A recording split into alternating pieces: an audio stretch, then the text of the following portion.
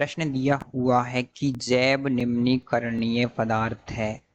हमें बताना है कि निम्न में से कौन सा पदार्थ जैव निम्नीकरणीय है। ऑप्शन 1 है आपके कागज, ऑप्शन आपके प्लास्टिक और ऑप्शन 4 है आपके उपरोक्त कोई भी नहीं, मतलब ऊपर के तीनों में से कोई भी नहीं।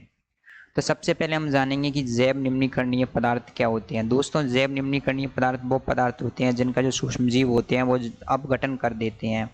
जिनको सूक्ष्मजीव अपघटित करके दूसरे पदार्थों में बदल देते हैं वो आपके जैव निम्नीकरणीय पदार्थ होते हैं। तो जैव निम्नीकरणीय पदार्थ दोस्तों, आपके जैव निम्नीकरणीय पदार्थ वो पदार्थ होते हैं जिनका सूक्ष्मजीव अपघटन कर देते हैं और उनको दूसरे पदार्थों में बदल देते हैं।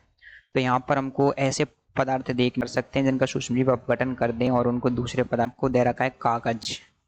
आपका पहला ऑप्शन है आपके कागज, और आप लोग जानते हैं जो कागज होता है, कागज किससे बना होता है। कागज जो मतलब कि आपके ऐसा होता है जिसको सूक्ष्मजीव जल अपघटित कर सकते हैं, अपघटन कर सकते हैं।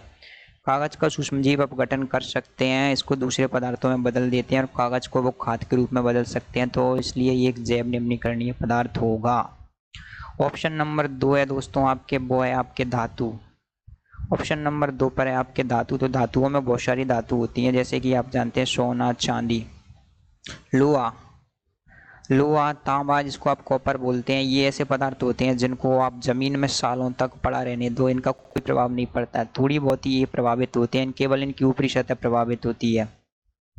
तो लोहा और जो तांबा होता है या फिर कोई भी धातु होती है वो जैव अनिम्नीकरणीय पदार्थ होती है, क्योंकि इनका सूक्ष्मजीव जल अपघटन नहीं कर पाते हैं, सूक्ष्मजीव इनका अपघटन नहीं कर पाते हैं, सूक्ष्मजीव इनको दूसरे पदार्थों में नहीं बदल पाते हैं। तो सूक्ष्मजीव अपघटन इनका नहीं कर पाते हैं। तो क्या होता है, धातुओं का सूक्ष्मजीव अपघटन नहीं कर पाते हैं। आपके ऑप्शन नंबर 3 है आपके, वो है आपके प्लास्टिक।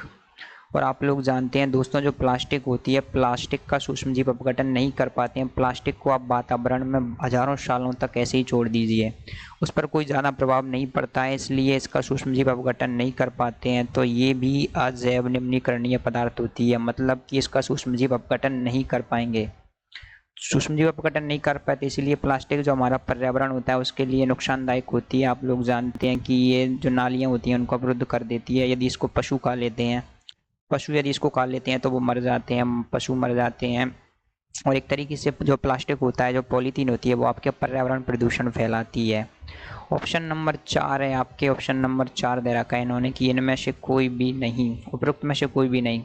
तो दोस्तों, हमने पहले ही देख लिया था कि जो आपके ऑप्शन नंबर 1 है आपके कागज, कागज का सूक्ष्मजीव होते हैं वो क्या करते हैं, देखिए यहाँ पर कागज है, कागज का सूक्ष्मजीव करते हैं अपघटन, सूक्ष्मजीव इसका अपघटन कर देते हैं। अपघटन करके क्या करते हैं, इसके साथ में कुछ रिएक्शन कर लेते हैं। वो रिएक्शन करने के बाद में इसको क्या करते हैं, खाद में या फिर दूसरे पदार्थों में, अन्य पदार्थों में इसको बदल देते हैं। और क्या होता है, ये अन्य पदार्थों में बदल जाता है और ये सब रासायनिक अभिक्रियाएं होती हैं। तो इसका मतलब सूक्ष्मजीव अपघटन कर देते हैं, इसीलिए कागज आपके जैव निम्नीकरणीय पदार्थ है।